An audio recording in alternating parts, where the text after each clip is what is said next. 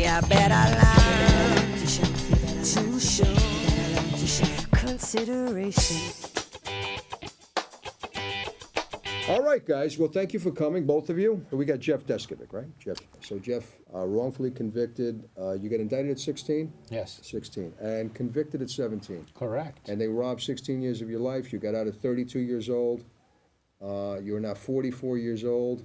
You feel like you're what? 25. 25. Do you feel like you're your age, Kian, or no? Definitely not. Kian Khatibi? Kian Khatibi, yes it is. Kian, you were also wrongfully convicted, and you got roughly about, what, 10 years robbed off your life? Yeah, just under that. You know, we could say in the beginning, Jeff, you and I said Selwyn Days' story is exceptional, even among exonerees.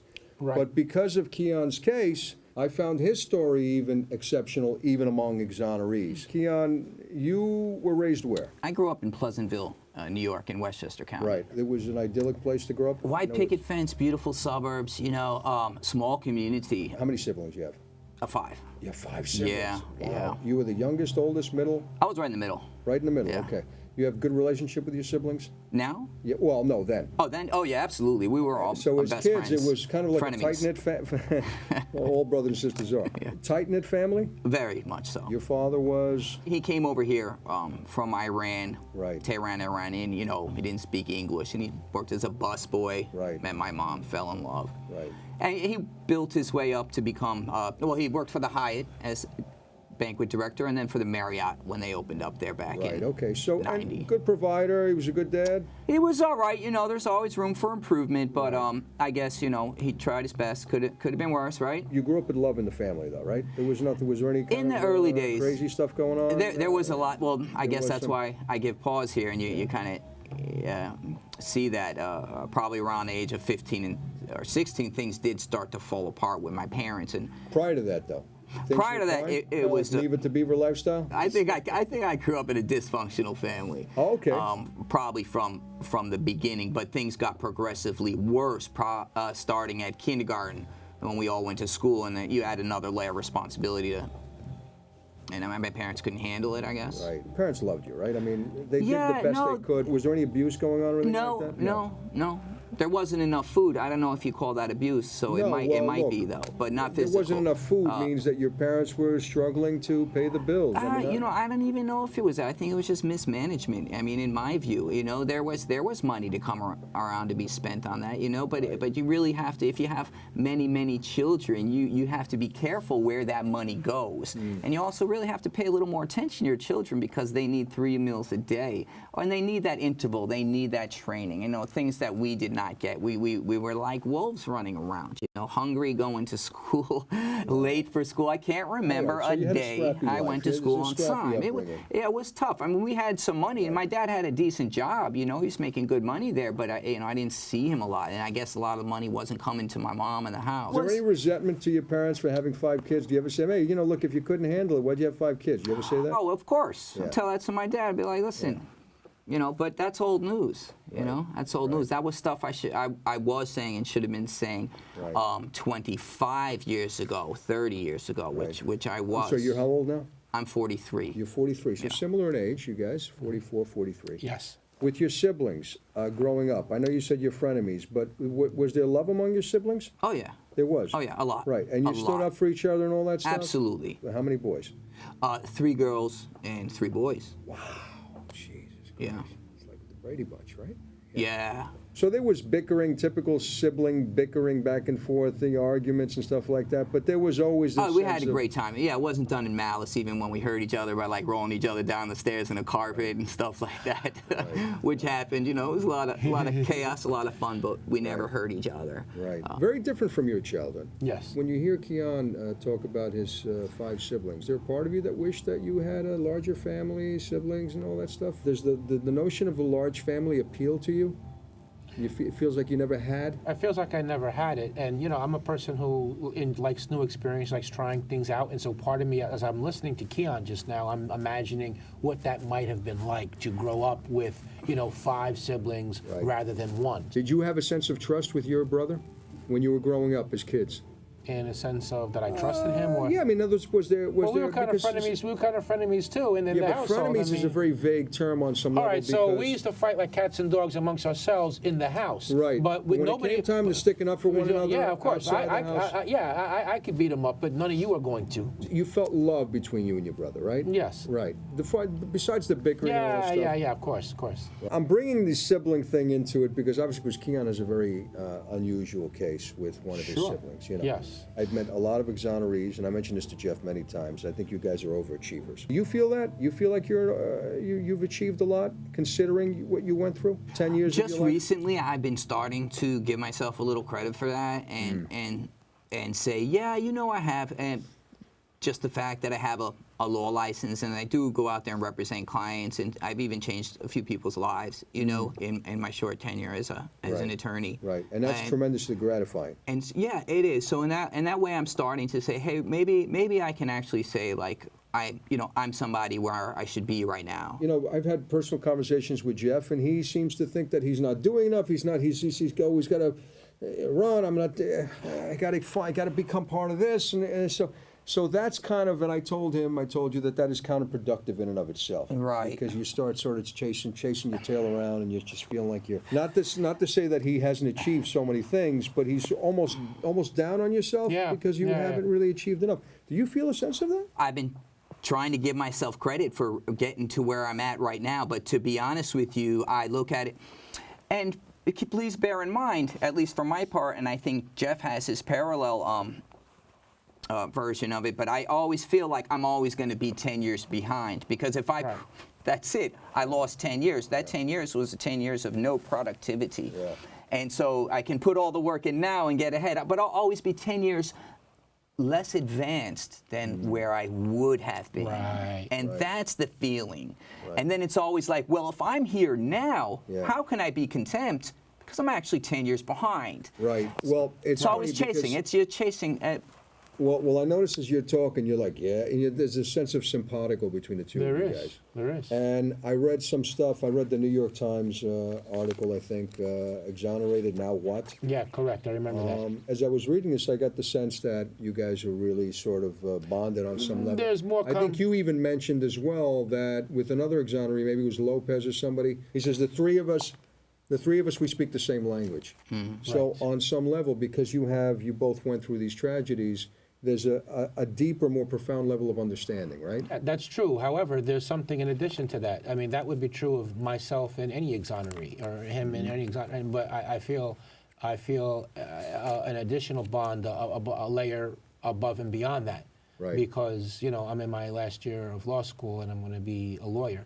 And Kian already is a lawyer, so he's doing with his law degree what I'm intending to do. Right. You feel like you're behind a little bit, like when you see Kian, do you feel a sense like you should be? No, I'm going in a different direction. What I'm saying is I'm trying to explain that there's an additional level of camaraderie and bond with Kian above and beyond what there would be between myself and some other exoneree. Because of your pursuits after your. Yes, correct. Right. We also came from the same general area of New York. Of Westchester. Same. And in addition, we have a history in the sense that when Kian was exonerated, I was working at a newspaper. He reached out to me to talk with him about reintegration. Yes, and he I was going to get into that because it's actually featured in this article. Okay, then I got a story to tell you. Let's get into Kian. Your case is just go through some bullet points. So basically, this is again from the National Registry of Exonerations, which is really the go-to piece. Thank you, Maurice Posley. That's right. That's right. Thank you. Basically, you were at a bar. What was it? Friday, Saturday night, hanging out. Saturday night. Saturday night, and you were how old were you? Jeez, well, 21. When did you get into the bar scene? Well, I grew up in this town, right? And I'm 21, and it's a small village, and this was the first time I was at that bar. So, I mean, I had beers and stuff like that before. A lot of kids get started young, though. That's what I'm saying. Did you start young with this? No, I was were there. You somewhat shielded, kind of? Well, I was out on the street by 16 years old. Doing what? Sleeping in a car, drinking beer, smoking weed. Oh, I see. Okay, well, so you paint a different picture. Right, yeah, sure. right. Why did that happen? Was there something you wanted to get away from your family? No, I would rather sleep in a bed in my mom's house where I wasn't welcome. So there was 5 of us, right, running around like crazies, right? And my dad not being home over the years, right? Your parents could not keep so much control or the right supervision because there were so many kids. Is this correct? Yeah, without a doubt. And so, can you explain to me why you were sleeping in cars at 16? Well, yeah, so my dad lost his job, right? And then the IRS comes after him. Right. And then there's a big divorce that was fading for the while. And I look like my dad. I'm a guy, right? Me and my brother look like my dad. My sisters, they're cool in my mom's eyes, right? Right. But there's a lot of trauma, a lot of drama that a woman goes through at that time. 5 children, you know, whatever it was between her and my father. You were close with your mom, right? I was close to my mom when I was very young. Once the family started to get dysfunctional, no, I grew apart from her because by the time I'm in 2nd and 3rd grade, I already realized something's wrong, that my parents aren't taking care of us the way we should be, or at least the way I expected us So to. you felt that at such a young age. I thought we had all such great potential, and all we needed was to get to school on time, get food, and get a roof over our head. Right. And that apparently was too much to ask from my parents. That's interesting, yeah. You know, the more I hear about you, I realize that, I mean, there's several tragedies going on here, but I mean, the fact that as a child you must have felt a tremendous amount of pressure, and that pressure has followed you throughout your whole life. Because Absolutely. Then you had of the indictment and going through that must have been surreal, and then you had the pressure of being in prison and saying, "What the fuck am I doing here?" Yeah. So Oh, it's you- been a you long had a journey. lifetime of pressure. It's been torturous many of the times. You know, New York is a cold winter. You know, and your car gets cold at 3 in the morning, day after day after day. We're talking about out your on my childhood own. now. Yeah, 16. Right. Right. Then my father, so he got a van, and we lived in the van. And then my brother came with us. And when my sister came out, then I knew there was a real problem, and that this is truly a dysfunctional family, not just a temporary moment. I built my way out of that cycle of poverty, and it wasn't easy. Right. Because at that age, what you can do for work, what you can make for an hour does not equate to the rent you can pay in the Northeast. As a child, though, because you had these pressures, and you said you started drinking at 16, is this correct? Yeah, Right. yeah, absolutely. So obviously drinking to you was an escape. Well, I wasn't going to school. Oh, you weren't going to school either? No, no. You just no. stopped going to school altogether? I don't think I went to class from the 6th grade. Wow. 7th, 8th grade, 9th grade? By the time middle of the 6th grade, I would just go into class and I was hungry because I wasn't getting fed right, and grumpy because my home wasn't being managed right, you know, in a responsible way. And by that age, I already know what I want, and I can't get that. You cannot get that age. You have to rely on your parents for that. If they don't provide that, you're not getting it done, that's right? amazing. So High school? High school, I dropped out. I stopped going. I tested out of high school in Stamford, Connecticut in 1993, which was the year I was supposed to graduate all my classmates. I took a bunch of tests, and I did great. I took 2 classes at night, adult education, and I got my diploma. Junior high school was non-existent for you? How did you So skip that then, and go so to high then, school? so then maybe I took like 1 or 2 classes and didn't go to the rest, and then I got a French credit in the 7th grade. Then they put you to the next class. Yeah, but how did you progress to the next grade, though? If you were just, I'm assuming that you were graded at a certain level and you failed these We're classes. talking the 80s and 90s. Did they have programs to stop So as a children whole- who didn't pass like I they don't do now? remember. Was I that don't was know. that the I really attitude then? I'm I don't thinking- remember I remember that kids you should pass everybody. Everybody passes. Yeah, Wow, I mean, all I right. did. Just for absences alone, I guess nowadays I probably wouldn't have been able to make it to the next level. You're at the bar, you're hanging out, you've been a seasoned pro now, you've been drinking for a while since you were 16, and you're Yeah. hanging out, your brother's there. Was he the only brother that was there, or were the 2 other brothers there as well? No, one of my other brothers, he's 11 at this time. Well, He was at the there's bar, 3 too? brothers altogether. Right. Right. So the one brother was there, my older brother, Right. Kayvon. Right. My younger brother is 11 at that time, so Right. he's home. But he was the only brother that was there, Kayvon, at the bar. That's all I'm asking. Yes. Okay, good. Yes. You were eventually ejected by a bouncer. Well, I just got there. I started having a beer, and Why before were you ejected by the bouncer? there was, like right when I go in, there was this push around thing. Guys are pushing, and some guy turns around, or he bumps into me, and then he turns around and he starts to grab my shirt, and I go to push him back, and the bouncer's right behind me, and he grabs me. Right. He said, "You got to go." Just because you were defending yourself, basically. He said that he did that because I was the closest one to him, Right. and he couldn't reach the other guys. I guess he was just a lazy kind of a bouncer. Oh, no kidding. All right. Kayvon told the bouncer that the other man was taller and heavier and instigated the incident. That's my Right. brother speaking Right. about the guy that bumped into me. Right. or one of the other guys there, the other guy's friends, because there was 2 people that got stabbed. So that at night. this stage of the game, your brother's trying to do whatever he can to defend you and to really try to explain to the bouncers that it wasn't your fault, right? Oh, that night while he's Well, drunk in the bar saying you shouldn't have kicked my brother out? Yeah. according He to told this- the bouncer he shouldn't have kicked my brother out, yeah. It says Kian was ejected by a bouncer, although Kian's brother, Kayvon, told the bouncer that the other man who was taller and heavier instigated the incident. I mean, he told that. I guess if you're asking if was he sticking up for me Yes. at that moment, yeah. Yes, yeah, he was. Okay, good. That we established that. Okay, so then you waited outside for a friend to leave the bar, right? So you can get a ride home. Is this correct?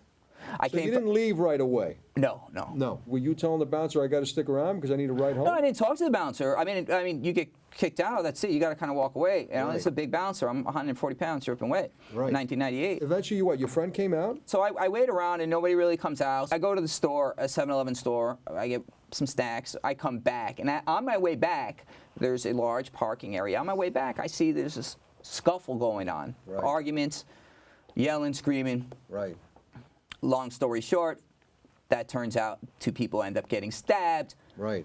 But this occurred after I had already separated myself from that incident and departed. And you had nothing to do with that incident, is that correct? You just walked by and you were a spectator. Yeah. 4 men shouting and shoving each other. One of them was the man who shoved you earlier in the bar, is that correct? That is correct. Right. You're just a guy hanging out, drinking, and you see these guys are up to no good. There was a little melee in the bar, and now you see the same guy. He's outside, and he's in another fight. Yeah, of course. When the man who shoved you earlier, he shouted at you, is that correct? When we're outside? Yes. Yeah, I mean, there was some words exchanged. A video surveillance camera showed you entering at 1:12, is this correct? That's about 2 blocks away, Right. entering the police station at Right. 1:12 a.m. That is Right. correct. As I read this thing, I said, wow, this guy did everything right. Kian, you did everything right. You went to the police station. Most guys won't think to go, most 21-year-olds don't think to go to police station. They think, let me just go home and just whatever, right? I wanted their help to get home. Because the guy was shouting at you And I was afraid if outside. I stayed there at the train station alone and I heard the screaming and it got louder and closer, and I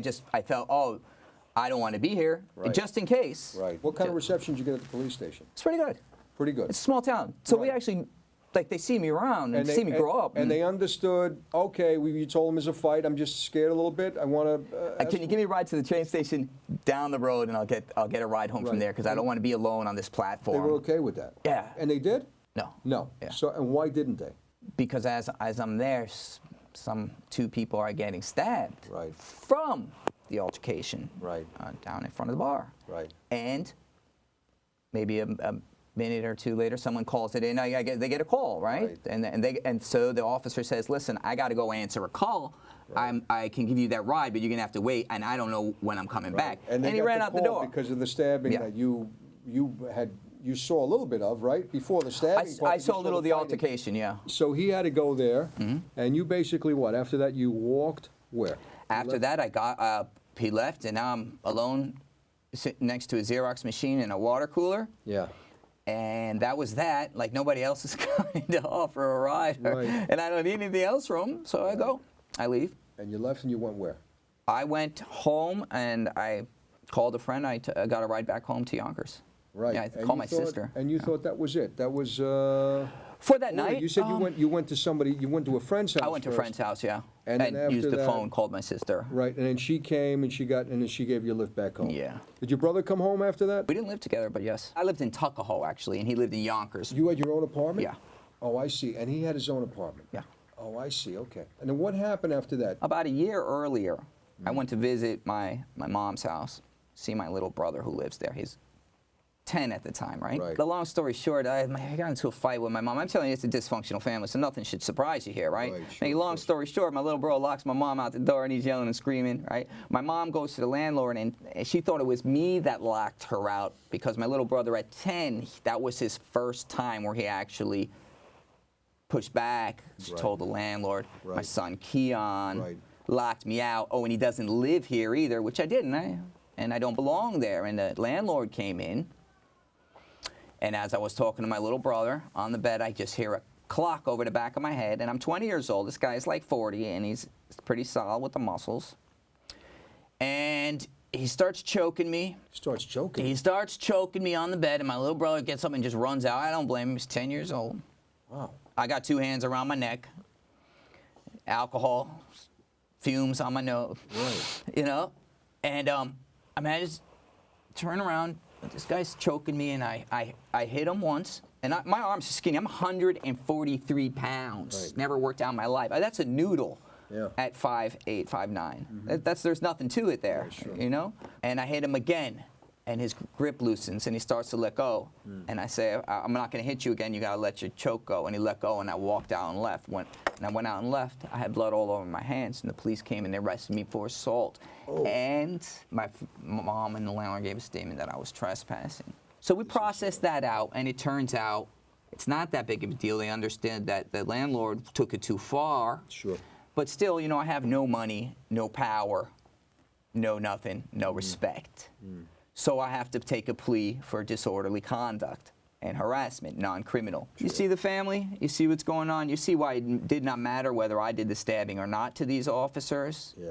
Yeah, sure, I understand. We got Yeah, one of the that's- Khatibis. That's exactly what I was That's thinking. fine. Sure, okay. A year later, I get a call from my court-appointed attorney, and he says, listen, you have court. This is 2 weeks after the stabbing. You have court next Tuesday in Pleasantville at 8 o'clock. And I was like, what for? And he's like, well, for the assault with your landlord, assault 3, the fight. Right. I said, well, we resolved that a year ago. I paid the fine. He said, you never have to come back. And I said, that's it. I haven't been to court since. And he says, no, listen, I'm telling you, the court clerk called me up. You have to go. You have to sign some papers, or they're going to arrest you. Fine. I said, this is weird. This is weird. I said, listen, there was a stabbing 2 weeks ago in Pleasantville. You think this has anything to do with that? He's like, I don't know. I said, what time are you going to be there? Because I don't want to be there alone. And he told me, I'm not going to be there. Okay, that's the biggest issue right there, right? And Jeff, at some point, we would discuss this on one of the past shows. You always have to ask for a lawyer. Sure. Right. That's when I really got scared. And then he ended and he says, but if you're not there next Tuesday at 8 o'clock for court, they're going to issue an arrest warrant for you not Wow, that's crazy. showing. So you showed up, Showed up. and what happened there? Walked into court, Yeah. and everybody was like statues. Yeah. From the judge to the court clerk to the officers. Geez, in what sense? Like, you know, here's our guy? What's that game when everybody freezes in the room? What do you call that?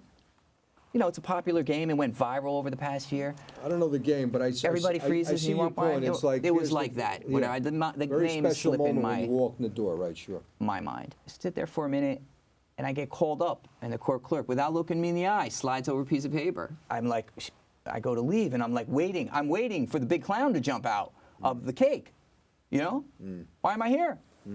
And I'm walking past, and I get outside, and I'm like, I made it out the courthouse? What's going on? And that's when Detective Maisie comes right up to me, standing 6'2", 200 pounds, maybe more. You've seen him in person. He comes up to me and says, you got to come talk to me about what happened. Said, listen, what are you talking about? Why don't you give me your card and I'll give you a call? Because I see he has fire in his eyes, fury. I'm not going with him anywhere. When I told that to him, that he said, you know what then? You don't want to talk to me then? Fuck you. And he jammed his finger in my nose. And it just stung, like, you know, stung all back in the eyes and stuff. Sure. And it left me, and I just backed up and I walked away, scared to death. And I left. And then after that, was there a warrant served for your arrest? January 28th, the next morning, he went over to both victims' houses, supposedly, and he had them sign statements positively identifying photo number 3, which was me as the person who attacked and stabbed them both. Wow, that's amazing. He fucked me. So that's what he meant, and that's what he did the next morning. You learned that it was a warrant out for your arrest, right? I learned a couple days earlier, and we Had been arranged issued. for February 4th surrender. And you were immediately arrested for the stabbings? Well, there was a warrant already out for my arrest, which I found out about. Right. So this was just a time to surrender on the warrant. So it was arrest, yes. Okay, good. You were indicted for stabbing one person, right? Yeah, there was a no bill on the other Right, okay. assault. Your brother told the jury that Boyar, is that his name, Boyar? Boyer, yeah. Boyer? He said you were ejected, and that your brother said that when he left the bar, he didn't see you, Boyar, or Duffy, and was not involved in the fight that left the 2 men wounded. So basically, your brother now is excusing himself from any of that, right? That is correct. That's what his testimony indicated. Was that the case? No. Boyer and Duffy both testified that neither man could identify you as the guy who stabbed him. They signed the statements positively identifying me as their attacker. But we found out later, A, they had a lot of liquor in them, right? So Yeah, how could they? a lot. Secondly, we found that there was a little bit of a hanky-panky going on. There was some shenanigans going on with these two guys and the prosecutor or the cops. Well, it depends what you mean by hanky-panky. If that's sexual, no. No, I don't mean, I don't mean Okay. anything like that. I'm jumping. Some the gun, dirty but stuff went on, yeah. You testified you denied any involvement in the crime. Yeah. You were convicted on both counts by the jury on February 10, 1999, my sister's birthday, and was sentenced to a prison term of 7 to 14 years, right? Yeah. Must have been a very surreal moment for you. Actually, the bigger surreal moment was when when they actually said convicted. You're right. That was the one that really shook me. Right. Overwhelming sense of fear? Overwhelming sense of fear, disappointment, Right. sorrow, helplessness, Right. bitterness. But the bitter is really in the back seat. Yeah, it is. It has to take a back fear has seat. to Yeah. be, fear has to be the most prominent in all this, right? Mine was disappointment and sadness. Right. I understand. And how old were you? You were 22 at the time, right? Now you're in prison. You don't know exactly the full story yet, right? How many years were you in prison when you found out who actually did the crime? 7, 8-ish. Wow. Probably close to 8-ish. You're a little guy, obviously. It's very different than you and, say, Derek Hamilton going into prison. Yeah, Because yeah. Derek was from the streets anyway to begin with. He knew Well, he's his from way Brooklyn, around. right? Did that give you any street cred, the fact that you walked in for stabbings? Did the guys look at you and say, oh, this little guy, but... Well, I certainly don't go around in prison and say, oh, I'm here for something I didn't do. So you weren't claiming innocence. You just kept along... In prison? Yeah. No. Because... Was it survival? Yeah, because was. people would think of that as weakness. Listen, you're better off being thought of as someone who stabbed That's somebody, interesting. Wow, okay. right? At the same time, though, you had to go to law libraries Oh, yeah. and learn the law and try to figure out, but you did this all on your own. So Well- essentially, you're hiding. You're in the situation where you have to hide this. again. Yeah. And that must create a tremendous amount of pressure on you as well, right? It is, because you're in the law library, and the way it's set up in at least this jail and many others, it's like open with glass to the rest of the jail, and you're in there, and I'm sitting there studying all day, all night, hours and hours on end, right, in my green, studying this law. And then I can feel pressure to my back, or like people getting stabbed or slashed even off. In the law library? Well, that does happen, but no, Have that's you not what I'm talking. experienced that? Well, that Have you does happen. Law experienced library is actually notorious. Violence in the law library? No, occasionally, Yeah. not Yeah. often. Not often, but occasionally. it's a good sure. place to And go to cer- meet someone when and things are- certainly be on the way over and on leaving, that can happen. Yes. Wow, no kidding. So, basically, you would think the law library would be the safe refuge, but even there, there's some- Well, it is in a way. It is, but that's when you're there. On the way going and on the way back, all bets are off. Got it. Yeah. I got you. yeah, and so I'm not saying in the library at this time, but close by, and you can hear and feel it because a lot of the jails are open. I think there's one of the worst things humans can go through is this tremendous amount of pressure, mental pressure. Oh, it was intense. I have stabbings to my back and a book to my front that I really gotta understand and keep going. But I'm ignoring specifically that. talking about also the pressure of you're harboring a secret in prison. Oh yeah, yeah. You can't tell people. Yeah. And now you, at some point, you were telling people that you were innocent, right? At No, some not point? the inmates. No. Oh, you wouldn't In tell. general, so, no. Oh, so that was kept hush hush on your part too. Yeah. For the same reasons that Kian did. Well, for you had additional reasons. you were up for rape, so I understand Yes, that. so but you did tell them though that you committed murder Well, when they asked you well, because you wanted to do a little street cred. You wanted to sort of. I didn't tell them. They asked you they would ask me one variation or another, like what are you in for, and I would just use the prison vernacular. I got a body. Yeah. But that's I got a not. But body, that's not saying I got a killed body. somebody. That's not. But see, the difference is that's such a generic statement. You're not saying you committed the crime, but you're also not saying that you're innocent either. Right, But it's I see. understood, though, You in have a general. body. The body's placed on you. But in general, it's presumed if another inmate hears you say that, it's presumed that you did the crime, though. That did give you some street cred, did it not? Yeah. We discussed this. Yes, Right. it did. And you kind of fell back on that a little bit, No, saying, sure, of hey, I course. got a body or whatever. Yeah, and because it's like people kind of look up to you. Let's not mess with him because, he handles his business. He killed Right. somebody. He'll kill somebody again. Killer. You're a real killer, man. Yeah, right. Except I'm going to say. You didn't have that luxury. And you couldn't say, I killed somebody. No, but he's there for an assault with a deadly weapon, and that carries a level of respect. It's similar. It's not as quite much like as a the body. murder, I can't say I got a body. But it's the next Because if best they thing. found out I only stabbed somebody and they lived, Right. and telling I got a body, I'll lose all credibility. Right, but that having been said, though, an assault with deadly weapon is the next best Yes. thing. Yes. Did In the backwards world Of prison society. prison culture. Yes. Like both of you guys, you had to sort of keep your pursuit of Yes. trying to figure out your innocence on the hush-hush. I'm trying to figure out and the again, law. just but like yes, Keon, yes. that also added an extra layer of pressure on Yes, you. it did. Yes, sure. Right. Absolutely. The experience of doing time when you're innocent is not at all like analogous to doing time when you're guilty. And there's an additional level of urgency there when you're there and you're innocent as opposed to when you're there and Yeah. you're guilty. It builds up a lot of like stuff on your shoulder, right? Sometimes when I got out, I just would break down and cry sometimes. In the rec room? No, when I got out at Oh, home. you got out. Oh, in jail, I tried to keep it in. You Yeah, try of to course, keep you because try to hold you it don't in. want to show any emotional baggage. Yeah, you Right. probably should be bawling out there every other day, but you try to hold it in. So now you're in prison for about 6-7 years. During a Khatibi family dinner, your father remarked that he felt badly that you weren't there to share in the festivities, the family dinner, right? Yeah, all right. At that moment, your brother, who was there at the bar, broke down. He started weeping and admitted he stabbed the guy that you were in prison for. How long after that moment at the family dinner did you find out? It was within a week. I can't imagine with all the pressure you've been through as a child, and then and a small child no less. You're not this big 6'3" guy that can defend himself in prison. Well, after about my fifth year, I You got was. abused by the cop. Well, no, granted. After about my fifth year in prison, understand I was. Prison hardens you. I get that. Well, I was pretty muscular too. I could. Oh, you still- I could throw down 225 10 times. You know, that's a lot. Of That could course. pack a punch. I can't anymore, obviously. But the thing is that that's survival. You Oh, I had do to. that. Oh, I You had do to. that. I had There to. was no Yeah. other choice. Oh, without a doubt. Even going through the pressure of the cop abusing his authority with the finger in the nose, all the stuff you went through, this must have hit you like a bombshell. I mean, here you are, you're thinking, how did this injustice happen to me? And then you realize, wow, my brother gave me the injustice.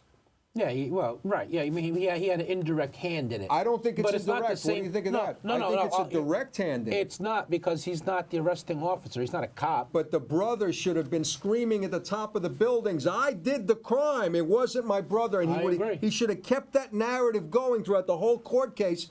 And here it is, his older brother, he just kept his mouth shut. He watched this guy through the whole court case, and that just drives me insane. It I drives disagree me with insane. you. I disagree with you. And I hardly know you, and I don't even know your brother, and yet now you're telling me you disagree with me. I disagree with you. Yeah, I don't think, and I do disagree with his actions and what he did. Yes. Morally, you know, as a brother, you know, Right. family values and all those things. Right. But I do disagree with at the very basic level that somebody should have to come forward when they charge somebody else wrongfully. That's not the way our system works. Yeah, well, in this case, though, your brother did not come forward. He did not come forward, nor should he have had to. The fault that occurred, which allowed me to go into prison for something that I did not do, falls squarely on the state. That was my point when I was trying to say indirect. Brothers come and go, and anyone I get that, can but do we're you talking dirty. about the family violation. We're talking about two guys that are brothers. By this time, I had already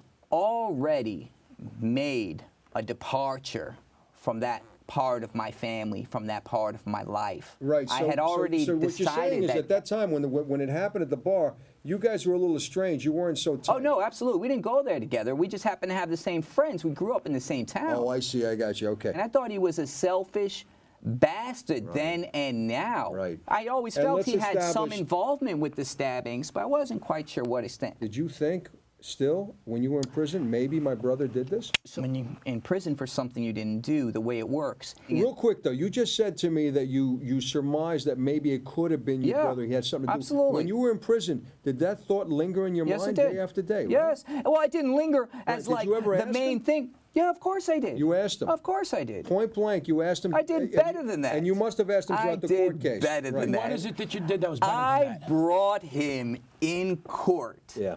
And I asked my lawyer, asked the judge if I can sit in the back. And I made my brother sit in the court. And I told my lawyer, don't tell him what he's there for. Just tell him come to court. And they asked the victims, that was him? And they said, no, it was me. The other guy wasn't there, my brother. So they exonerated him.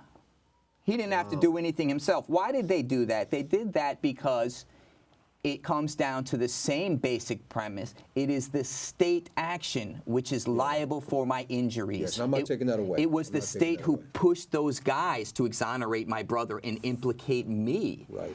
And my brother was simply defending himself against overwhelming state power that would have came for the whole family if it had its way. Right. What should the brother done? Gone and admitted and then had both brothers go down for a life sentence? Yeah. This is a moral dilemma which had to have been answered. And it was answered in the way it was back in 1998. And it was not answered in the right way. Right. I agree with you there. Right. And my brother, I certainly think he would owe me a great deal, or would have some kind of chutzpah enough to come and do the right thing, which he did not do. Right. Which he did not do. Right. But I never really had high expectations of him in the first place. What you're saying to me is you didn't have high expectations of your brother, At all. even despite the fact that you knew that he might have been guilty of the crime. I knew he might have and been yet, guilty. In other words, you have no expectations regardless of the fact that you're in prison. Well, you know how hard it is to go Because to I a would bid have like had that, but there, expectations regardless of, let's say I don't have a brother, but if we were estranged and we didn't like each other, whatever, I would still have those expectations in prison that he should do the right thing. But you not had- everybody's like me and you, though. That's the Right. key right there.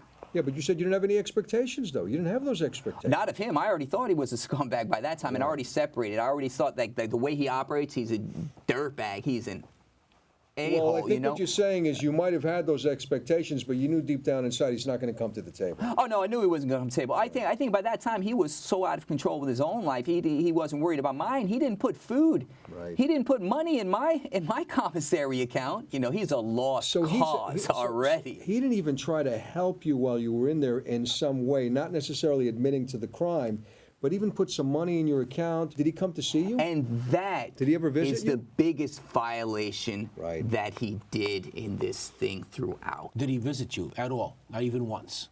So he came and saw, but he only came and saw me with my father. And the reason What do you why think? Yeah.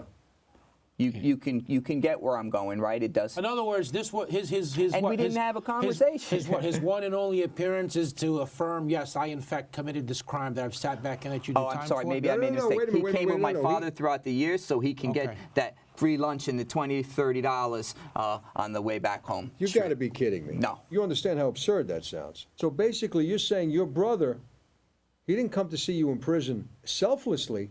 He came for his own selfish motives because he wanted some money and a meal. I was there 10 years. Did he ever come by himself? Wow, that's fascinating to me. So we're talking about just an individual that is just a tremendous So detached. narcissist. Yes, Just more than you'll ever know. I had the unfortunate luck of growing up as the brother. and let's not forget, a sociopathic narcissist. I mean, because your brother's behavior is sociopathic. Can't disagree with those words as being appropriate to describe. I assume you guys don't Situation. talk now, right? You No. No. And We cannot. There is nothing in his whole life energy that he could add to mine. First of all, how did you find out? Did they write you a letter? Did you call your father? They came right on a visit. They came to visit. Yeah. My dad and like two sisters, and they said, "Listen, said this." Your brother didn't show that day. Just your father and two sisters. No. He didn't want. No. He didn't want to. Right. He didn't want to take. He didn't want to was take too- it, and he didn't want to take it further than that. In the beginning, he said this and he started crying, but regardless of the That was fact, that he one said, night. I will not go to bat for him legally in court. He didn't want to do that. His statement wasn't attached to my full 40 motion. Right. No, It was my family members, what they heard. And that was the whole loop around why he got in, wait a minute. technicality. Did you not get out, though, because of that? Because eventually they found out your brother did it, or no? No, he got out on that. That's part of the reason. That was part of the reason. That triggered an What's the other evidentiary part of the hearing. reason? Now, for the first time since the day they said convicted, Right. where I have the ability to utilize tools of the law and get testimony or other things, and I utilize that to the max. And Right. we had the detective up there, the one who put his nose in my eye. Right. 10 years later, he seemed to have forgot all the lies he created. So he started to slip up. And we found out for the first time there in 2008, the summer, as I'm at the hearings, Right. that he had interviewed the victims 2 weeks after the crime. This was before they identified me as their attacker. Sure. And they had both told him that they could not describe, identify me, indicate the attacker. One of them said, and this is the detective's word at the hearing, one of them said he was so drunk that night he doesn't know if Big Bird did it. But this was never written down, never disclosed, and then the two victims and the detective came to trial, and they all linked up with their lies and said the first time that they met was when the photo ID was shown that morning, the night after I got the fuck you, and they identified me as their attacker. Basically, at some point, did your brother say, I'm going to do the right thing, or no? Yes, at some point. Then, when it came time for the hearing, the day of the hearing, he showed up. He showed up He to showed up speak. to the hearing. The day of the hearing, he showed up to So speak, now, yes. in your mind, Yes. you're thinking, okay, But he didn't. finally, my brother is going to do the right thing, right? That's what you're thinking, right? Yeah. And then tell the it judge. builds up and into I'll this walk whole out. thing. I'll walk out today. You know what I mean? Right. And then he went on there and Well, he didn't get up there, and there was a little legal maneuvering. Did he get to the Very witness stand? tiered. No. no. So as he approaches the witness stand, the judge, Zambelli, who cut me free, Judge Zambelli says to my brother, wait a minute. District Attorney, is the statute of limitations up on this assault? And the district attorney says, statute of limitations is not up. If these people come forward and testify that my brother did it, they're going to press charges on my brother. You got to go down and get legal aid then. Right. Get legal aid, comes back. And Lee Wade's there holding a card up, plead the fifth. And Right. the judge says, District Attorney, are you sure the statute of limitations? This is a valid plea to the fifth. We're trying to get a confession out of him. Yeah. But he's pleading the fifth. We're here to get this confession. Sure. That's what we're there for. Right. And the district attorney said, statute of limitations has not expired. We will prosecute. And they see my brother up there taking the fifth. It's working so far. And I It wanna worked just- on him. And it's a lie. The statute, in fact, It was up. a lie. It was up, so my, it's misconduct. They called my bluff, and I pulled their card. Right. And this is the way that worked.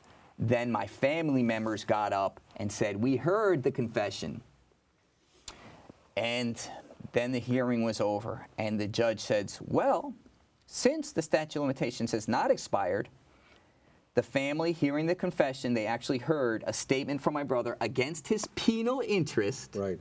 which was unknown to the defense, Right. and therefore qualifies for statutory release on those grounds. Wow.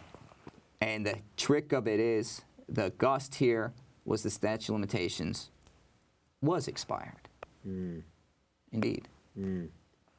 So he got off free and clear. It's expired, for sure. Yeah, and your conviction was overturned, you were released, and at some point shortly thereafter, Yeah. they dismissed the charges against you. Yeah, Yeah. they had to. Let's just state for the record that we didn't state that your brother was a major drug addict. He was going through some tough drugs there Right. for a What was it, while. Heroin, cocaine? I don't know, Right. but along that line, it was they were hard and heavy. Does your brother get a pass on some level because he was a drug addict? I mean, can you see that angle of it? You know what? I like to tell myself that, so that allows me to close a chapter in my life. shit. If he does or he doesn't, I don't know, but it's good enough for me because I moved on. I'm in a different part of the world, and I that's never have great. to go back to that Right. dungeon again. I don't have to go to the family meetings anymore. You But know. you said something interesting. You said you tell yourself that. So Yeah. Is that a sort of, on some level, a safety, a defense mechanism? In other words, that's how you protect yourself. Yeah, So you know it's a how you really protection. address it. To address it front on, I got to go take 9.5 years out of his blood, sweat, and tears, right? Right. Barring that, you got to move past somehow, right? Yeah. But what do you do with rational people? You go talk with them, and you might have it out. We might even get in a fight or whatever, right? But it'll be over. We'll hash it out. But him, there's no use. There's no like. It's not there. The process is not there. You guys were kind of estranged to begin with. When you got out of prison, were there any conversations after that? There was. It was quite awkward because he was still under the influence, and he would be like, imagine "Hey," so. and I'd be like, Sure. "Oh shit," and and I just want to go see my dad, But Yeah. So basically, on September 23, 2008, Yes. which was your birthday, your 33rd birthday, Some gift. Judge Barbara Zambelli, thank you, Judge Barbara Zambelli, Yes. Yes. vacated Kian's conviction and ordered him released without bail. On December 2, 2008, the Westchester District Attorney's Office dismissed the charges. Now, on your birthday, you walk out. So Yeah. you said, was it a few weeks after that you spoke to your brother? In other words, what was the first no, time it was you- probably a couple months, yeah. a couple months Yeah, after that. yeah. You saw him where, at the house? No, we had some family event gathering. Right. At that stage of the game, did you even want to go to family events? No, No. But you went because you saw. You Well, I know thought- because I know I could avoid them. You didn't go to a family event because you know you can avoid somebody. If you want to avoid No, somebody, but I you mean, don't go to the I family went event. knowing that I can avoid them. I mean, it's not like we have to sit at the same table or talk. Oh, you mean know? avoid your brother? Yeah. Right. But did you want to go to a family event, period, at all? Well, I hadn't seen a lot of them in so many years. Extended family, like cousins and stuff. That was all very exciting. So you wanted to see Oh them. yeah, I Right. wanted to reconnect with And the at world. that point now, this is a few months later because we're going to get to it in a second, but reintegrating, you felt lost when you got released out into the wilderness, you know, because there is no structure, right? Yeah, no, it was You tough. felt like there was no sense of support? I mean, was tough. Did your family support you It felt like you financially? just sent out in the forest and you got to start to learn how to forage and get walnuts and stuff Right. like that. It's like, what? That's an interesting analogy. So the moment you got out, where did you go to sleep? Were you sleeping On the in- couch in my dad's place. So he was nice enough to do that, obviously. But this time, he had And you fixed had- things up back again, got job back and worked, and you know that big drama thing, which ended in my decade-long incarceration. He had bought a condo. Right. Things were looking a little better. It must have been a tremendous wedge also between you and your parents because did they have a close relationship still after this happened with Kayvon? They did. Did that give you a sense of pressure saying because Yeah. because here's the deal, if it happened to me and I see my parents are still close to my brother Yeah. who fucked me, I'd be like, why are you still talking to this guy? Well, I He's a think piece that's of what shit. that's what really drove a wedge between me and my dad. Right. With my mom, she's over in Chicago anyway, so Right. You And know, you have a good relationship with your mom. yeah, Right. really good. Yeah. Even up to this day, you talk, whatever. Yeah, absolutely. And do you feel like she is like your mom, or do you feel Yeah, like she's my more mom. like a friend? Well, listen, I look at it this way. For myself, very pragmatically, and I know it's a touchy subject, talk about families and obligations to Yeah. parents, Yeah, because sure. my wife tells me I have to promise her that I will take care of her parents when they're old, Oh to the my day they God, die. And Jesus she doesn't Christ. mean putting them in a group. What's your wife's name? Joshie. Joshie? And she's from Joshie, China. please don't give that much pressure to him. He's had I've enough had to pressure on promise. his life. Are you okay with that? That's part of the deal. You got more pressure in your life now. Now you got to take care of Joshie's parents. You have all these. And if I didn't for a day, she'd be gone. If you didn't for a day, She's she'd be gone. an only child in traditional Chinese culture. They've minute, got time out. So to you're take telling- care of them for them death. You're telling me that if you don't take care of your in-laws, she's going to leave? Well, that would be the ultimate betrayal of her. You're not betraying Her her. primary mission is to take care of her parents. Her second is to be my wife. That's her responsibility, not you. In Yeah, other but words, I she married shouldn't give into that that. pressure onto you, though. That's what I'm saying. But I guess she So I by wish you default, were you're there saying- when we were going through all this, but now know, you tell me? Not for nothing. I mean, I got to tell you something. Now you I take tell my me. hat off to you because you really are a generous guy. Not only generous now that I'm hearing this crazy story with your wife that you have such pressure to take care of her parents, and I'm not saying Well, I it's think a you'll bad find that thing. common from people whose wives are Chinese. I think you'll find that more common than you think. It might seem I foreign don't to you, know but how true that is.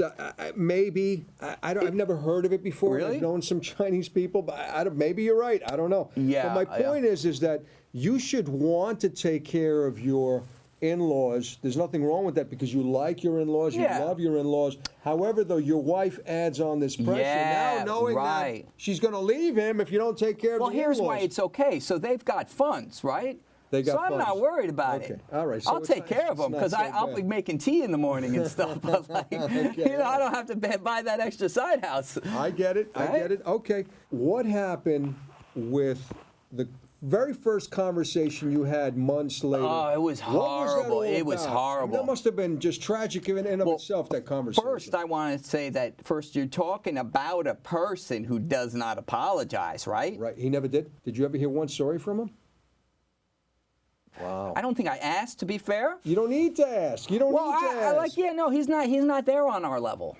No, he's not there. Yeah, so no, I understand didn't get that. I know, I but didn't here's get the that. deal, though. When I say I didn't get that. I don't want it either. You know? Well, It's like there. I'm not It's like so that, Sure. yeah. I think sometimes you actually try to take the pressure off of you by saying, "I didn't want it I don't either." want it because I believe don't that you didn't believe it want would be genuine.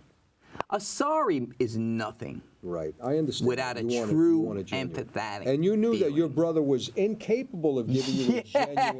Yeah. apology, So, I'm right? sorry, pat in the back, slap in the ass. We're talking about 9.5 years of my life. Right. Did you initiate that from him? Because I would imagine at some point An apology? you'd want to come up and say, listen, Kayvon, I really need to talk about this because it is, on some level, my salvation. When I you need go to be prison- saved. And I need to. Humans need to hear sorry. On some level, we had a show with Jeff and his mom, and I was very heartened to hear that afterwards you guys spoke, and there was some stuff that came out in the conversation, Yes. and you told me as a result. Yes. Well, You didn't say the whole wall's knocked down, but at least there's like a little sheetrock there Sure, still yeah, left. yeah. And is that still the case? Yeah, that's still the Still the case. Yeah. case. well, he There came was out a- of that woman's womb and fed on her bosom. So there's a different relationship Granted. between brothers and sisters. I there. understand that, but my point is that people need to hear, because I think with your mom, she gave you those words. She gave me those basically words. said, She gave me- "I'm sorry." Yes. So I think in your case, you need to hear that. But on I some think level, I don't think you missed out on something here, and I think Jeff actually can understand. And I know from my experience, we'll see if you nod your head over there.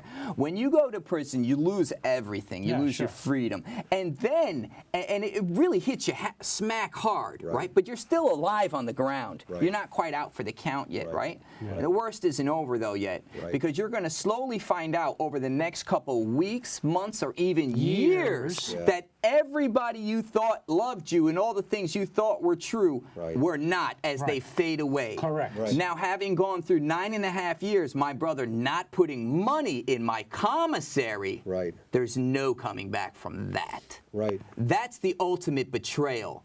That's shoveling dirt on your grave. So why talk to him anyway? You said you had the conversation months later. Why? No, why well, did you because yourself- if you see somebody at a family event, you know, the big elephant in the room, you know, I didn't have conversations with Oh, him. so it wasn't I just, anything deep. You No, just said hello, no, whatever yeah, it is, 'cause yeah, you agreed yeah. with each- How did you feel sitting there with a bunch of people there, and you know you have to sit next to this guy who is, on some level, is it fair to say he's Yeah, I hate to it use such a doesn't. harsh It word, doesn't monster? feel. It doesn't I feel mean- good. But you know, I now, for the first time in my life, Yeah. have a real shot at life, and for the first time in 10 years, actually have. Well, let's say it again, a shot at life, right? Right, yeah. And I know, like, what does it matter to me? It feels bad. I'd rather not be in that room. And actually, and after going through that a couple times, I do not need to know my family anymore. And I've distanced myself, yes, from my father because he knows he's very too friendly with my brother. Yes, all these things you say are Who true. are you close to in your family now? I'm close to my I mean, wife, your mom? and I'm close to No, I'm talking about your friends. family, your mom and dad and siblings. You're My close mom, to your mom? and probably No, aunts and uncles. Right, none of your siblings. Sean, my little brother, I'm kind of close to him. Right, You know, that's right. about it. Your aunts and uncles, are these the ones on your mom's side? Yeah. Okay, so what I'm getting is maybe it's really a lot of the turmoil that happened in your life is because of your father's end of the family. Well, you know Why what? aren't you close to aunts and uncles from your father's side? It's a little late in the game for me at 43 years old to be placing blame on parents, you know, so I let them go. But it's never too late to distance yourself from the darkness of your past and walk away. You don't have to be tied down by anything. Right. So if you're asking me, did that side of the family kind of like sail off into the sunset? Yeah, absolutely. And I'm doing great. Yeah. When he says he's doing great, and you know him pretty well, Yeah. do you think he's doing great? Yeah, I do. You do. I do. And again, I just for the record, I have tremendous amount of respect and admiration for you. Thank you very much. What you have Appreciate it. accomplished. So there's no doubt you've done a tremendous job. It takes a tremendous amount of strength to just walk away, even though you didn't get what I think you needed as a It human did. being. It did. But you know what? Right. It made me feel so good, like so free. Another level of being free. Is you know? there a sliver in you though that you might disregard by saying I still need to on some level, maybe not with your brother because he's a psychopath, but even with your parents? And did your parents ever say I'm sorry? Yeah. Your father yeah, did? Yeah. Your mother, everybody, your siblings? Did they Well, say, you he hear that from didn't them? say he's sorry, but I remember him sitting there in the whatever you call it, the pews, the bleachers, the courtroom, and when I was released, I mean, he bawled out crying. Right. So, you know, I mean, he doesn't need to say sorry, but I saw that, you know, You as a saw grown that by man. default, so right. I know he's got, you know, I know But there is something to admitting it. There is Well, something. what would he say words sorry are very for? You mean me strong. being in jail, or for not putting a roof over my head till I'm 18? Well, sorry Did he say for many sorry for that? things, Yeah, really. he Yeah, came sorry to for jail. all these things. While he was in jail, he came and said, "I'm sorry." Even apologized I'm on sorry behalf of his that I son. messed up so much. Well, No, he apology on never behalf- apologized and on say, behalf of his well, son. How about and this? he never son, did. I feel really bad that Kayvon did this. You never heard that? I never heard that, and that's another reason why I distanced myself. But you know, that's how things work in life. You reap what you so Are you an eager to please kind of guy? eager to please people. Meaning People that I you're love. always out to help people in this, even when It's you were a not. It's kid. not about being eager or not. If there's someone in my circle that's close and I love and respect them and I have the ability, I just will please them. You're a generous guy, and you're always looking to help people. In other words, you do have. I that- do give a lot of 'cause, myself. Just real quick, I'm like that. I do give a lot of myself, yes. I wouldn't say again eager to please, but I'm always like, if whatever it might be, it's like I'm very cognizant of if I'm bothering somebody or if I'm Yeah. intruding on somebody or whatever it might be. I'm on the pay it forward platform. So there's a personality there that goes with that. There's characteristics that go with that. But sometimes those characteristics, they work against you too, because you, again, the term has been used, you're too eager to please. Well, you So- put yourself on a limb, you get hurt. well, When when I- you say I didn't ask for the sorry, you say these things, and it's almost like you're trying to sort of, on some level, I think what you're thinking of, the regular things in life, what you need from this person, what you need from that person, Right. that a lot of that has to do with jealousy or finding your place in life or feelings of hatred. And truly, I have transcended all those in my life. you I have am on any a. hatred in you? Do I have any hatred? Yes. Oh, I have some hatred. Of Right, course, we all right. do. Still towards your parents. Hatred, maybe a little bit, Right. yeah, Do you here and there. recognize the But fact I'm that it's talking a toxicity in your body and it's not good for you? Well, it doesn't matter because that cancer has been cut out. You can't Well, take. not if the hate still lingers. Well, listen, everybody has some hate in them. Right. The day we die is when that's eliminated. Right. You know? Right. And Jeff, what are your thoughts on this? I don't think that each person has a hatred or anger in them. I think it varies from person to person. Right. I don't consider that I have any anger or hatred in me, for example. But I see you get angry awful lot at small stuff. That's interesting. But I don't think that that's anger as much as that's me reacting to post-traumatic stress disorder, where small things can rattle me, though. Overreaction via PTSD does not equate to anger. To me, they're two totally different things. I was going to ask that. You don't think they go side by side? I don't. I think No. I conceptualize them as two different things. But Right. what is your opinion? You might have a different opinion. On PTSD particularly? Well, On does what I just PTSD said. and anger, are they conjoined twins, so to speak? I don't know if I know they're correlated. I can tell you that because I've had episodes, and I know anger somehow ties in there. Yeah. But I don't know exactly why. I haven't figured it out. I can tell you this: whatever I've been doing, that anger has been slowly Dissipating. reducing. Right. When I got out, if you asked me that question, I would have been in a different place. Right. Okay. Right. We would be having a different conversation. Right, right. I probably couldn't have this conversation. Absolutely, I agree. But as the time goes by, and time does heal all wounds, and at the same time, that's my goal, Yeah. to heal those wounds and to move on. And as well, like I've socioeconomically, spiritually, like physically, everything. I've transcended where they're at in life. There's nothing that they have that I desire. So I want to talk about reintegration and the moment you got out. And so I've heard from Tough. several exonerees that you're in prison, you got walls, right? You can't get out. And then you get out, it's a whole different world, but there's invisible walls there. And those walls still follow you around on some level. It's the walls of the mind.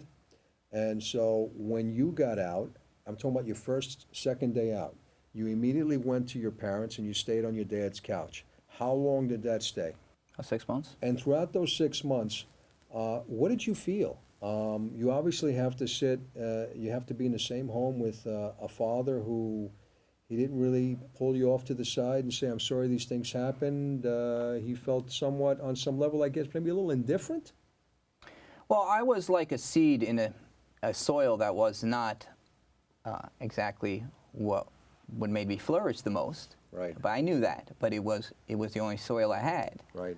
So we're asking about, were you happy to have a couch Yeah. to go home Right. to? And the answer is yes. Everything else, the couch alone was sufficient. Because he'd been living in a prison cell before that. So Right. anything on that aspect of it, anything was a step up. Again, from the New York Times article, Exonerated Now What, written by a gentleman by the name of Alan Fuhrer. Yes. Fuhrer, I hope you know that guy? I do, Am I yeah. pronouncing his name you right? are, yeah. This is my Okay. buddy from the New York Times. February 21, 2014. So basically, beyond the travail of coping with this filial betrayal, he was free from prison with only the pocket cash he had when he was arrested and without identification. So Yeah. there you are, which Oh, left that him was initially tough. unable to apply for a credit card, a bank account, assistance from the welfare office. I had to go down there to the Social Security office and nearly get myself arrested just to get some food and some food stamps. and an ID from them. You know, I can't imagine that you wouldn't feel. You get out and you're like, the problems continue because It was tough. You don't have any of this stuff, and you have to apply it, and there's like a catch-22 because you can't get this if you don't have that. Well, not only that, you got to do things like I log in online and I do the password, username and password, right? And that was foreign to you, right? Yeah. And then I go to log into like Yahoo or Facebook, and I'm telling my sister, I'm like, my password's not working. This is crazy. Like, oh my God, why is it not working? I just made it. I'm all frustrated because I just started an account. Big moves. Right. Just starting a Yahoo account. Big moves though, right? That was a big. And then big she step explains forward for to you. me, no, you need a different password for every site. Right.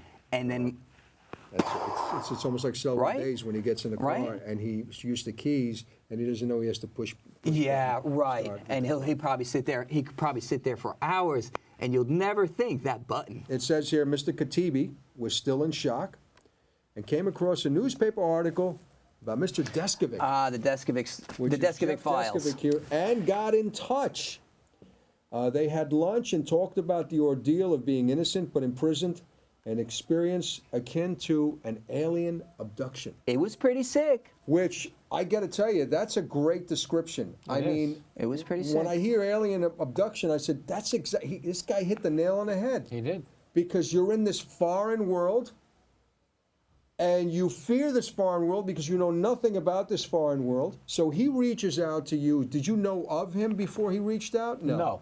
And you I was just writing found, for the Westchester Guardian at that time as a columnist, and he right. found And you that had out. started the DESKOVIC Foundation. No. Oh, you didn't even start that No, yet. Okay. no. This was in 2009. I was 2009. writing for the Westchester Guardian, and he saw that I was writing for them. He actually contacted me through them. At this time, people, so you sent the note to the I Guardian. sent an email to him. He had his email down on the bottom of the article. Right. And you said, Right. right. And your thought process is, hey, another exoneree. Let's talk to this guy, right? Well, yeah, we were far and few between back then.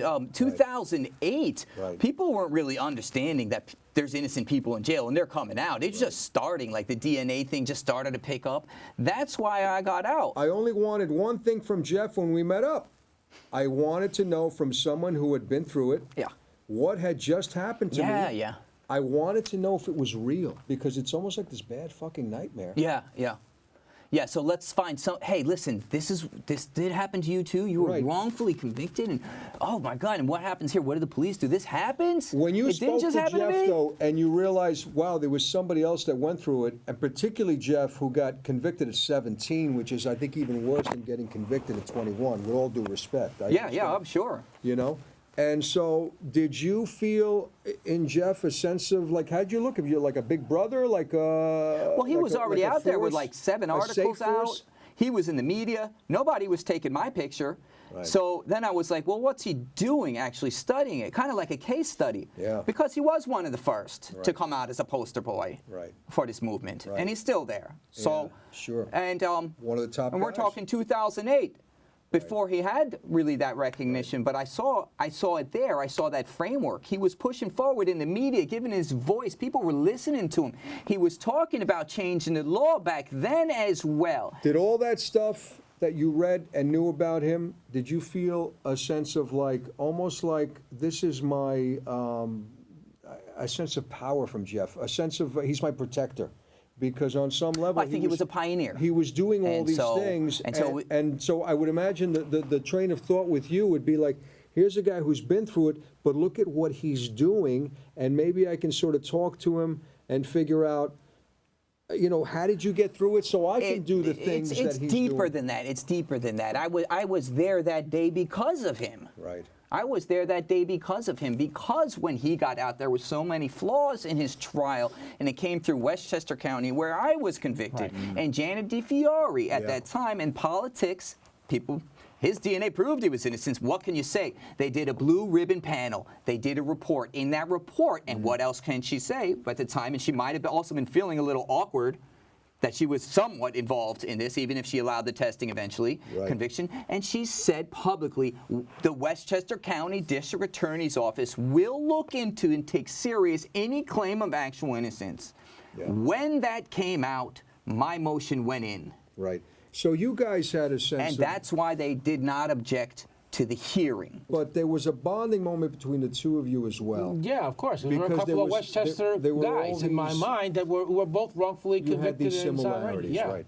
So how did you? The age wasn't that far off. I was in either. prison. I was already bonding with him, and I was following in his footsteps. And the Blue Ribbon Panel helped my thing get through. This was already in motion before we even had lunch. Now you're meeting in person the person you used to read Yeah. about and were aware of How while did you you were receive inside. him when you first met Kian? How did I perceive He him? made me pay for lunch, and I'll never forget. See, I made you pay. You volunteered You to pay. cheap fuck. He showed up. You see he what I'm showed up. saying? He showed up. Well, listen to And me. I know you're He frugal. showed- I know that. That's He been showed- established with me and you. But listen, he However, showed you up. made. I mean, that's an No. insane amount No, of listen. cheap. No, listen to me. He just got out and he has no credit cards. He's Yep. got nothing, and you made him pay for lunch. But No, but you know no, what though? no. He did do a lot of good things. He too, did. though. He No, made- no, that's why no, it I was. know, I It know. was That's why we're fine. laughing the best at him. lunch I ever bought. No, I know, but listen, no, he showed up with somebody else's credit card and he offered to pay. Who was the credit card that you? Stolen. Oh my God! Yeah, so right, you're using yeah. a stolen No, credit no, card? no, It was stolen. probably my dad's. Yeah, he helped me out a little bit. You didn't say unlimited carte blanche. You said just spend. That up was like until- $30. It wasn't Right, much. right. It wasn't much. Right. Did you help him transition into housing or anything like that? Or No, He not wasn't the at that housing. stage No, yet. I wasn't at the stage yet. No. What I provided Big Kian was the experience of somebody who'd been down the road he was about to go. So a type of mentorship, but also kind of like a support person, like, almost like someone would have a sponsor, like recovering, but then also camaraderie and friendship also. And we also have to move forward with our lawsuits, and we need to talk about that because Yes. that's as important as a Correct. career because there's He used so to much. talk to Right. me about. And he about steered the- you through that quite a bit. Oh yeah, Because yeah. he's been through it. Yeah, Right. yeah, absolutely. Right. I'm a guy. I believe you always By the absorb. way, I wrote a couple articles in my capacity as a columnist. Yeah. I wrote a couple articles Yeah. about his case. How'd that make you feel? It actually felt really good. I felt like I was nobody They in give you a prison, sense of validation like at some an invisible point? person, a dead person, and then all of a sudden I've got articles in the Guardian, and I felt really good. The reason why that's so important, though, is because unlike my case, which generated like media coverage out the wazoo, Yeah. his case got very, very little. It was nothing. Very Yeah. little to Why do very you think little that's the case? minimal publicity on it, and so this was. Why do you know, think that happened? I think because his case was non-DNA and non-DNA exonerations were Right. not as prevalent at the time. Right. But then another thing also was that from very early on, I was doing things to generate the media coverage. Like I figured out that as long as I can put some new spin or some new angle, something new I'm doing, I can keep the coverage going rather than it fizzling out like the 5 minutes of fin that everyone else happened. He wasn't doing that though. When you Right. first met him, how many conversations, were they free-flowing? Did you speak every day after that first meeting? Not every day, but our conversation was probably something just like this Right, at least that once or lunch twice a table. week. It was Yeah, often. yeah, it it was was kind of Get often. together in person or on the phone? Yeah. Both. Both. Yeah, both. Right. It was both. And It you was came to both. see him at his house? Did you have the house at the time? No. No, you didn't have the house. No, but he came to visit me. I came to visit him Visit at his me. father's. At Yeah, his well, father's I house. was on the couch. You saw You the are- couch. you were. You Right. interviewed me on the couch. I did interview on that was one of Wow. the things when he said to me, he was embarrassed when I came in. He's like, Yeah. "Yo, listen, I don't have my own room. I'm sleeping on the couch." So he felt embarrassed, but I remember thinking, but There's don't nothing to worry, be nothing to embarrassed be about. embarrassed about. Look at what just 'Cause you happened to understood. you. I You understood, understood, yeah, yes, yeah, but yeah, I felt like he was really unsure about a lot of different things. Like someone that just. The fish that you just took out of the cellophane, now he's got to swim. Yeah, And now I'm a sure. shark. You Yeah. see? You're a shark now? I felt it was novel because Kian was the first person that ever reached out to me that, kind of wanted me to mentor them along this new road. And so that was kind of a novel thing to me. And that's something and you I enjoy liked it. doing. And I You like mentorship. liked it. I like it. I like it. He liked that feeling so much.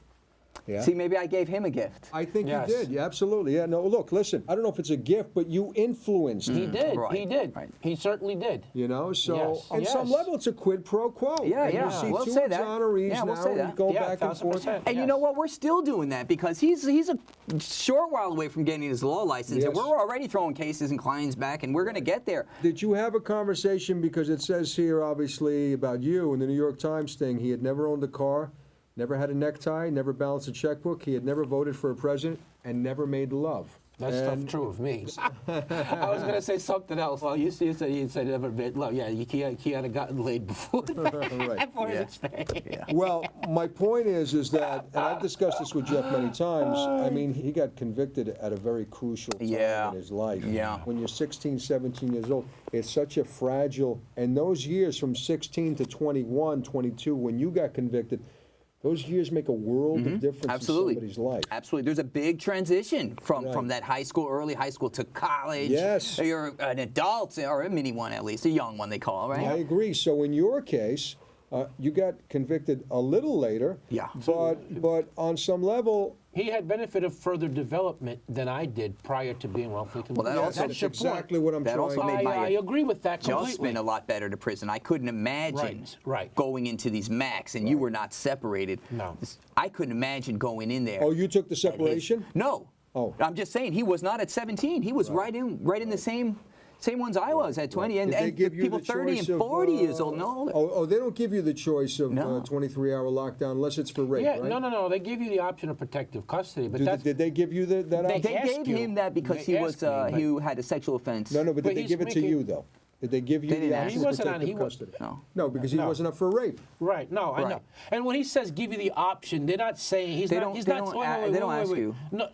Well, They- you told me they gave you the option. They asked me explicitly. Right, They you didn't wanted to be ask him 23-hour explicitly. Yeah, lockdown, they you want did. with It's general true. population. Because of the It's nature true. of his crime. Yes. They had to protect right. him. Yeah, Oh, well, that's what yes, we're getting at. That's Okay. true. No, but he was making a different point. He's saying that his experience of going to a men's maximum security prison as a 21-year-old is much different than me going there as a 17-year-old. Granted, point taken. If you ask for a 23-hour lockdown, You'll you get get it. a 24-hour beatdown. Right. When they come to you and ask you, you're okay. Got it. So on some level, though, you went into 21, 22. Those are also very vital years. You got your 20s taken away from you. It was. I was So- supposed to grow so much during those years. Right. So on that level, you came out, and there was also a sense of, like, I'm assuming you made love, right, before you went into, as the New York Times article says, you made love with. Were you a virgin going into prison? No. No. I had a girlfriend, All right. yeah, So you she had a left me, and girlfriend, that there was was some tough. action going on there. So Yeah, you I was knew in love. She left you during prison. Yeah. She didn't stick by you. So that was another. She didn't know I another- didn't do it. Oh, she thought you did do it. Yeah, and I didn't have a chance to explain I didn't. Wow.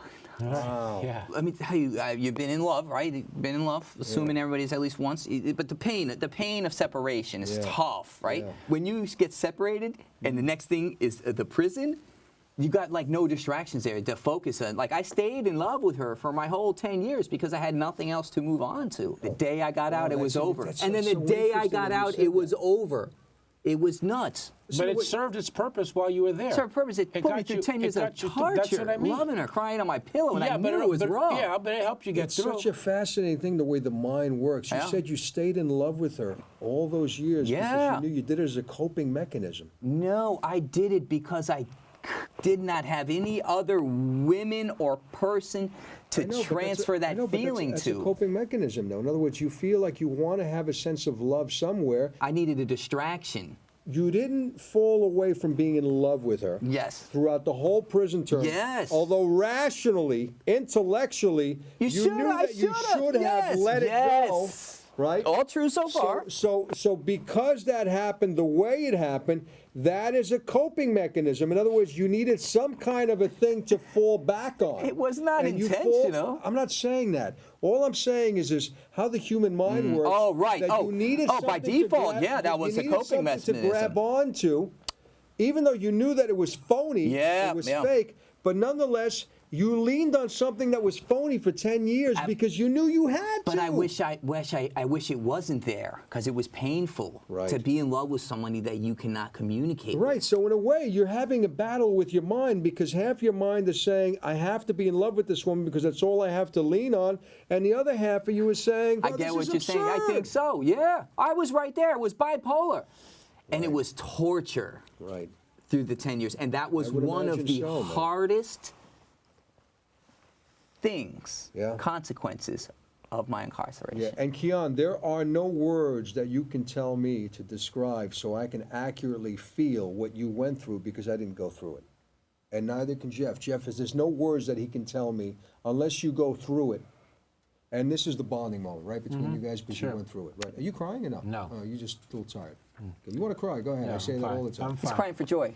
He's in love now. He's in love. But another thing about him, though, is that Kian, unlike some of the other exonerees that I had met to that point, Kian was intent on doing something with his life. So just like I got the scholarship from Mercy College, got the bachelor's, he right away enrolled in NYU, complete, you know. I wanted to go to law school, didn't get in, you know.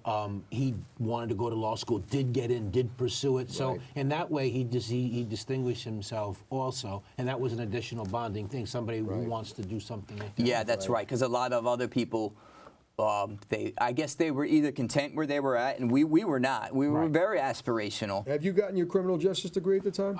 No, I had not. But in 2009, shortly after that, I went back to school. You got your settlements, though, right? Not in 2009. That's later on. That's why I bought lunch. But in 2000, no, I didn't have anything. Those days I was making $250 a week. But what I'm saying is, in 2009, I entered John Jay College to get the master's. After I didn't get into law school, I did go to John Jay to get the master's. So I feel like I'm pursuing higher education, and then he was also, but he was doing it in law school. There's a quote here in the New York Times article. It was how I made sense, attributed to you, it was how I made sense of what happened to me. I always wished that I had a Jeff DESKOVIC when I was on the inside. Yeah. So basically what, an older brother that you never had? I think what I meant there was I wish I had a Jeff as an advocate when I was on the inside. Oh, I see. I got you. Because nobody helped me, and everybody. In the law library, kind of steer you in the right direction. No, I meant Jeff out there in the real world, in the free world. Someone to reach into me in prison and say, I will help you. You're not alone. Because there was a tremendous sense of abandonment. I had nobody, nothing on that side. No, nobody to get legal advice from. Nobody. His article where he wrote about my case, that was the first time I could actually hold someone up and say, see, I didn't do it, you know. Yeah, sure. That's powerful, right there. Going into the reintegration thing, Karen Wolf, a social worker with the Innocence Project, there's a quote here to her. She says, people who have been wrongly convicted don't have any reason to trust authority. Do you feel a strong sense of that? Yeah, sure. I mean, any authority? Could be your mom's an authority. Right. Could be that. No, anytime I have to deal with an authority, okay, I feel the first thing that comes to my mind is there is a definite possibility there's a definite possibility that this thing is not going to turn out well. I'm going to be let down or disappointed, or my goal is otherwise going to be denied to me by that person. Does the intellectual part of you say, that's just me overreacting now? Yeah, but I still feel the fear and adrenaline, and I can't relax again until I see what the outcome is. Do you also feel a sense of control because, you know, the criminal justice system had a sense of control, false control over you, right? So do you feel like somebody's trying to exert control over me? Well, I feel like somebody has control over me because whatever I want to do, it's up to somebody else. Kian, how do you feel about that? Specifically the control or the lack of trust of authority? Lack of trust of authority. A lack of a trust of authority, absolutely. And I'm going to keep delving down that rabbit hole because I'm a criminal. Your parents too, because your parents had a sense of authority, and you didn't trust that. Well, I'm right where I need to be at as well. I'm a criminal defense attorney. That's where I need to be. That's where my thoughts need to go. So it actually works out quite well. Karen Wolf says the irony is it impacts their ability to deal with the people there to help them, with their lawyers, the social service agencies they go to, even with potential bosses down the line. You didn't feel any sense of that from Jeff, right? Because on some level he was an authority. Got it. You got it. Right. So that was not felt in any way. You got it. Hey, maybe that's why I gravitated toward Jeff, right? And not anybody else. And again, as you're going through and you're building this relationship between you guys, there were drinks, there's food, there's this. So you're breaking bread. Yes. And you're establishing a trust. Yes. We're making plans too. And you're making plans. A lot of them has come through, and we're not done yet. But you wanted to go out, date? Huh? What kind of plans? Well, we got the Commission for Prosecutorial Conduct passed in Albany. Those kind of plans. That was wonderful. We dealt with that on the last show with Tom. Also plans to go out double dating, but you know, I don't know. Jeff's very picky. So wait a minute, time out. Now you hit upon a very interesting point that I want to discuss. So you actually discussed double dating. Did you find them tremendously picky even those days? Even those days. What, did you still have this whole Latin thing going on? I did. He did, even from the very beginning. Yes. The moment you got out of prison. Yes. So that must have happened, though, prior, though. That must have happened before you went to prison. You must have seen... Yeah, you must have been attracted to Latin. I was before I was 15, arrested. 16. Yeah, correct. And so Ms. Wolf continues, then of course she says that there are bitterness issues. The first year out is critical in their ability to transition back to life, and there is no central place, no single institution that can tell them, okay, this is what we took from you, now here's what we're going to give you back. So did you feel, because I've heard this from many exonerees, there are more programs, well, there's no programs for Right. the wrongfully Correct. convicted. Correct. There are programs for people who actually did the crime to help them reintegrate back into society, and there is not one program for people that were actually wrongfully convicted. I went down to the Social Security office and I said, listen, I'm a person in need. This is a safety net, right? Yeah. And I'm talking to them like I'm talking to you right now, Yeah. but I'm demanding a service. So with a certain intensity you came at him, right? Yeah, well, basically there was an implied threat of violence, or you better get me on some kind of anger management track here, some Right. insurance there, some You medical showed him that? insurance. You Some. showed him? Oh You well, showed you him know, that I I couldn't wasn't get going to violent? leave unless they got there, and there would have been violence, and I would because- have had to been dragged out by an officer Right. if the And state you're wasn't not a going to help me violent- that day. You're not a violent guy. That's pretty much I was just doing out of it for sheer my life. desperation. I was doing it for my life. Right. And so what happened? Eventually, So they gave it to me. they gave it to you because they sensed, wow, this guy is really. They said this guy Well, I has don't- PTSD. We're going to give him a 6 months assessment. Right. And it was the right choice they made. Right. And the reason why why I had to go fight for that is because PTSD or something like that is not, they don't give Social Security benefits for someone just to have even PTSD. I don't think so. Maybe, at least then they did not. Right. And they were not going to give any benefits to someone who just came out of prison either. Sure. Especially someone like me. I could not prove my innocence. I had to just go tell them I was innocent. You take it or not. Right. I'm not going to be able to survive out here. I need a place to stay. I need food. I need insurance. I need mental health. Yeah. And they, to their credit, Yeah. I had to go through a couple supervisors, get interviewed. To their credit, they figured it out Right. that I really needed them. Yeah. In a bad way. Yeah. And I left with an ID and a food stamp check in a couple weeks, and that really helped me out. That was a safety net. It worked the way it was That supposed to. was after you spoke to Jeff? The day after I got out. The day after. And you that got was out. the way a All right, safety so net's you had supposed to work. certain tools But to help I had to you. fight for it. No, I can't tell you those tools were there for me. I had to go fight for that near risk arrest. You said to me that you started feeling a sense of comfort really when the settlement came in, right? Right. That's really Correct. the only time. Yes, And it yes. took how many years? That took me 5 years. 5 years, right. For the first 5 years of reintegration, you were always on edge and you Yes. felt this still sense of lingering fear? Yes. Right. And did you feel this as well? That had just resolved for me when I resolved my federal case, Right. and I'm about 90 days into that feeling of actual Right. Financial life, security. financial security, life security, feeling like maybe I'm at a spot where I How can many be years though, sustainable. until that happened? That was a full 10 years. A full 10 years after you got out? Yeah.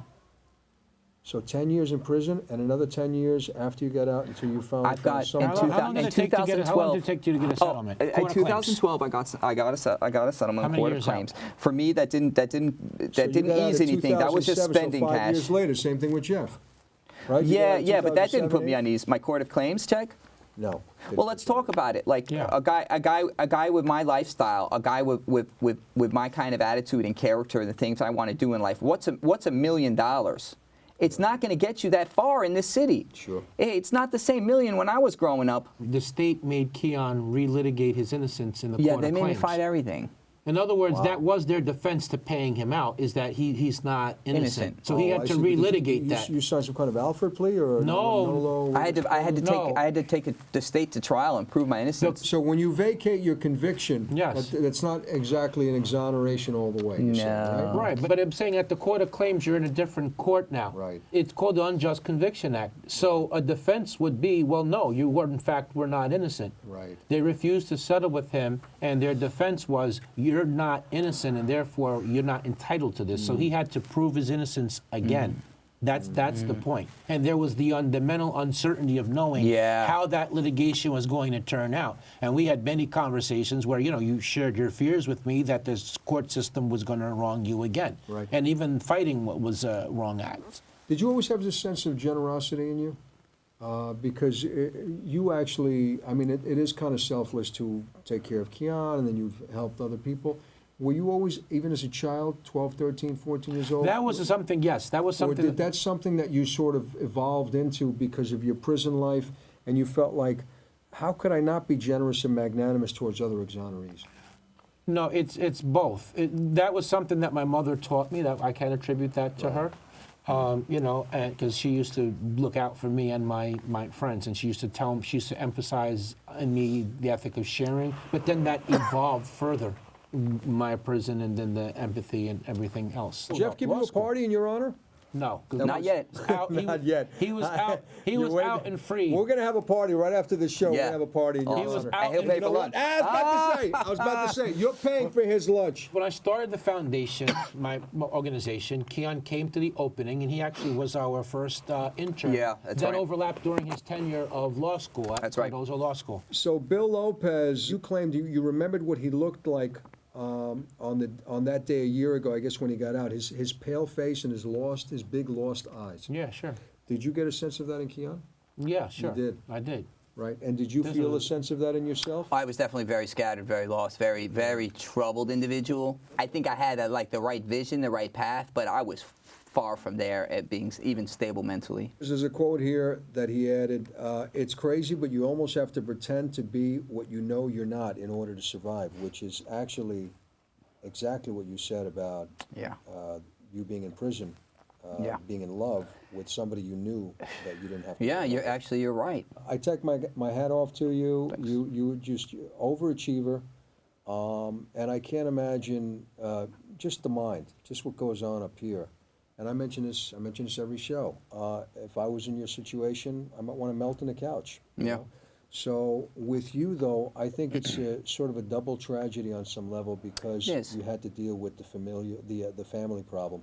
Yeah. And I had to lose a lot from that as well. Okay, DePippo, he has a family to Yeah. support him. Yeah, that's You great. came out, and it was a tremendous violation because you knew your brother did this to you, and he's still connected to your Yeah. mother and your father and all this stuff. So on that, it's sort of like this double track of tragedy. I agree. I agree. Just for that alone, I applaud you because you were able to. You got your law degree, I do.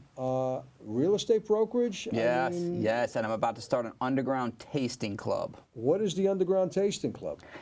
It's dining underground. Oh, not, What you does know, it- what do you mean underground. We have what to do you go mean What do underground. you mean when you say underground? Well, underground, like, What you does know, that like, mean? Maybe is there some pot there going on while you're eating, smoking some some reefer? hey, if that becomes legalized in New York, we can integrate that. I'm all for legalization of marijuana. You mentioned something about people and organizations that had abandoned you. We got into that a little bit on the phone call. Yeah, got it. Well, that happened the whole way through. So when I'm in prison, I'm writing all the large organizations, all the ones you know about that work in justice that people would write to get out. Right. Every single one of them wrote me back letters saying they can't help me. Even if what I say is true, they don't believe the conviction can be overturned. Right. Meanwhile, I'm 3 weeks out on the couch, and I'm starting to get mail forwarded from the jail, and I'm opening up these letters saying, we don't believe, sorry, we can't help you. Even if what you say is true on these facts, we do not believe that would result in reversal. Wow. And I'm like, I'm out already. Wow. And we're talking all the big institutions. I don't have to name them, we'll just say all of them. Well, then when I got out, none of the attorneys wanted to take my case, civil rights lawsuit, because nobody's really sure if I'm innocent or not. Right. In the attorney's defense and all these organizations, it is quite common because all these attorneys, Innocence Project, whatever, they have 50 million letters flying at them.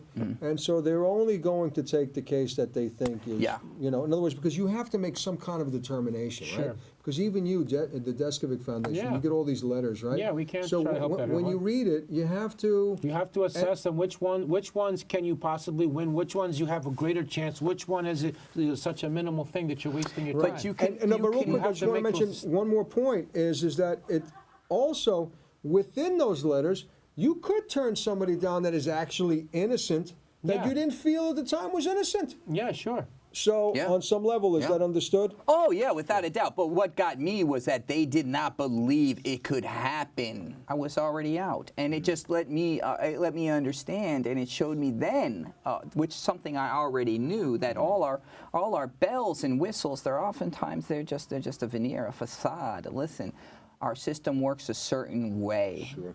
And if you got all these brilliant people over there and they say this can't be done, not that we don't want to do it, but this can't be done, Yeah. and then it's done, it has to make you question the system. I question it every day, and I didn't even go through it.